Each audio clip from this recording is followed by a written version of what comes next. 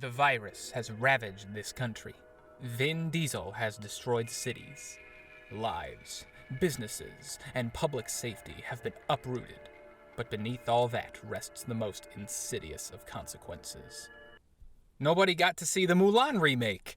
The summer movie season was canceled, and I guess you could say I'm pretty pissed. I mean, how are we supposed to go on knowing we were deprived of movie-going experiences everybody was looking forward to, like Jungle Cruise, and Ghostbusters Afterlife, and the Saw movie with Chris Rock, a movie made by fucking Mad Libs.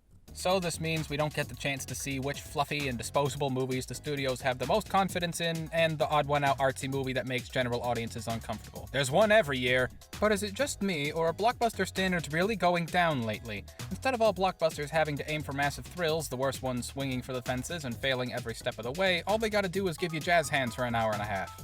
The thing about failed spectacle is even if the result is incomprehensible nonsense, there was somebody trying at some point, probably. But there's no standards for that anymore. I look at the headlines and trailers for movies that were supposed to come out, and I'm bored stiff. I'm bored stupid. I'm bored to the point of playing full games of Civ 5. These movies just don't look good. Am I missing something here?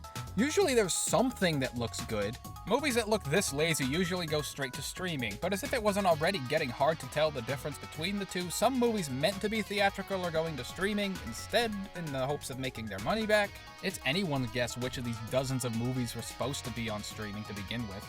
What is it that makes a movie worthy of being in theaters anymore? I don't know, but here, allow me to ruin your day. You know what movie was supposed to be in theaters? Artemis Fowl. Speaking of which,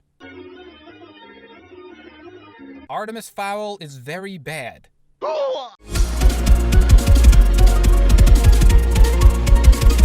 If there was one film I could point out as indicative of starting this trend, it's Spider-Man Far From Home. Not just for feeling like it was made out of recycled building blocks, but because everything about it was so half-baked. And just because Spider-Man Far From Home is the death valley of creativity, I don't mean every movie has to be as challenging to the general audience mold as Midsommar. As a self-proclaimed guy who enjoys Sullivan's Travels very much, I'm all for fun escapism that helps us forget the overburdening misery that plagues the rest of our lives, but these movies aren't like that. They exist to pull you into an unquestioning malaise, not provoke thrills. Look at 2014, it's full of blockbusters that are engaging and interesting, if not without their quirks.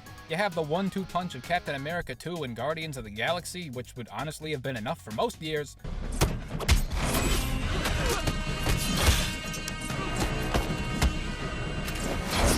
But you throw in Godzilla, How to Train Your Dragon 2, Edge of Tomorrow, Dawn of the Planet of the Apes, and X-Men Even if you don't like these movies, even if you don't like that they're based on other properties, at least they're aiming higher than Stuber.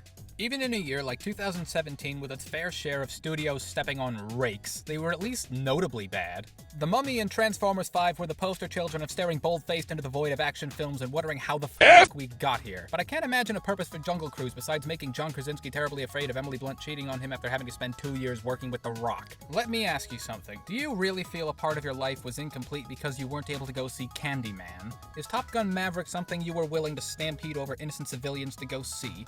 Would every endorphin in your brain just abandon ship if you couldn't pay $11 of your hard-earned money to watch Bill and Ted Face the Music? What exactly were you excited to see this summer? The 2 original movies coming out? And keep in mind, by original, I mean Ryan Reynolds doing his Ryan Reynolds shtick that got old 45 minutes after Deadpool came out and the next original concept Pixar will inevitably add to their CBS receipt of mediocrity? Is that what you were waiting for? No, Brian, I was excited to see Tenet. Alright, you win.